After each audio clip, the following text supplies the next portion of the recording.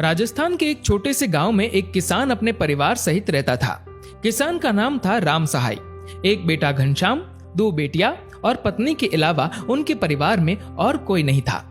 बाप बेटा दिन रात अपने खेत में मेहनत करके फसल उगाते और पक जाने पर उसे मंडी में ले जाकर बेच देते। बस यही थी उनके परिवार की कमाई। शहर से दूर बसे गांव में कमाई करने का और कोई साधन भी नहीं था। हर बार की तरह फसल पकने को तैयार थी, लेकिन घनघोर बारिश की वजह से सारी फसल नष्ट हो गई। अपने साल भर की मेहनत को बर्बाद होता देख बाप बेटा दोनों बहुत दुखी थे। खैर, प्रकृति की मार के आगे कुछ कर भी तो नहीं सकते थे। साहूकार से खेतीबाड़ी के लिए जो कर्ज लिया था उसे चुकाना तो दूर, इस साल तो घर में खाने के भी लाले पड़ते दिख रहे थे। कुछ दिन तो दाल रोटी चलती रही, मगर एक दिन ऐसा भी आया कि घर में पकाने को कुछ भी नहीं बचा। तब लाचार होकर राम सहाय ने अपने बेटे घनश्याम से कहा, बेटा, यहाँ तो कुछ कमाई दिख नहीं रही और साहूकार का कर्जा भी सर पे खड़ा है। क्यों ना तुम शहर जाकर देखो, कहीं कोई काम मिल जाए। घर की आर्थिक तंगी को देखते हुए घनश्याम भी तुरंत राजी हो गया। 2-3 दिनों बाद घनश्याम अपना गांव और परिवार छोड़ जयपुर की तरफ चल दिया। वहां पहुंचकर सुबह शाम नौकरी ढूंढने में लग गया, लेकिन जहां भी जाता हर कोई उससे किसी जमानती को साथ लाने को कहता। अब जमानती कहां से लाता? वह तो इस शहर में किसी को जानता तक नहीं था।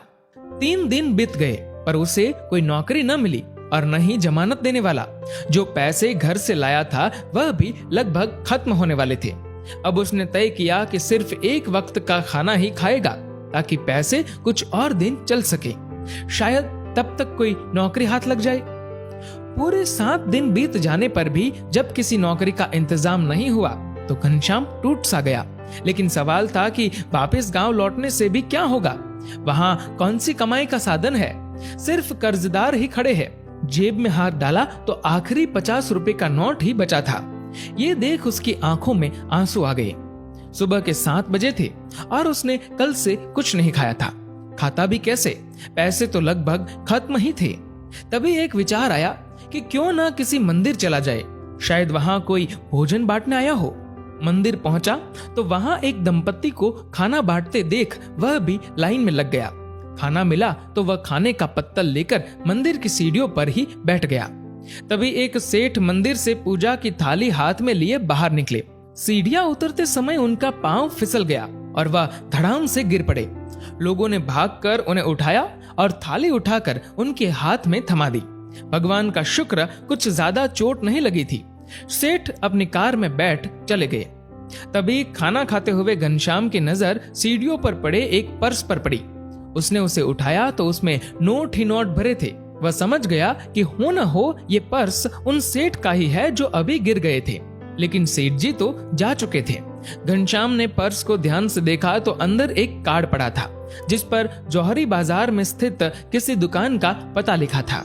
खाना तो खा ही चुका था, सो घनश्याम जौहरी बाजार की तरफ निकल पड़ा।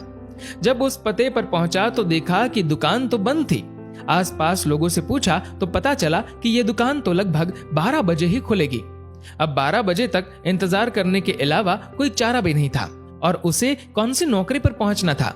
इधर उधर घूमता रहा और ठीक 12 बजे दुकान पर पहुंच गया।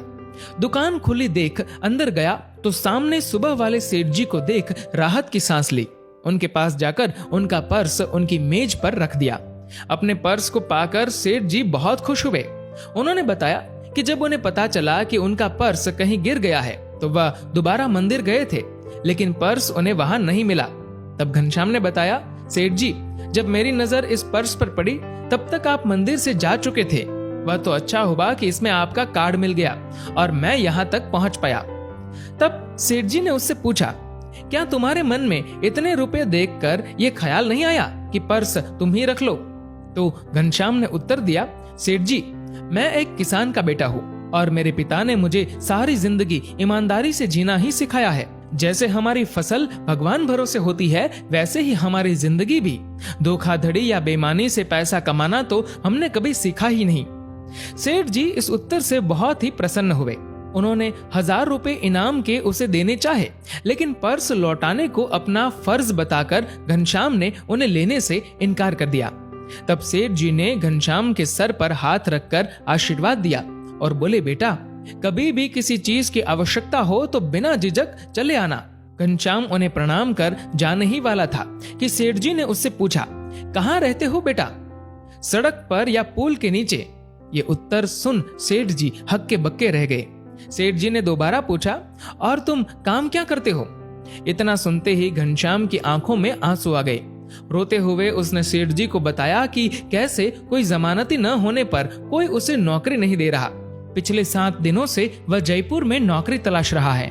सेठ जी तुरंत बोल उठे, तुम तो खुद में ही अपने जमानती हो, फिर भी कभी कोई पूछे तो कह देना तुम्हारा जमानती मैं हूँ। और फिर सेठ जी ने उसे अपनी ही दुकान पर अच्छी पगार पर रख लिया। उसके रहने व खाने पीने का इंतजाम भी कर दिया। दोस्तों, जिंदगी में अच्छे कार्य करते हुए फल की चिंता मत करो। आपके कर्मों का फल तो किसी न किसी रूप में आपको मिल ही जाएगा।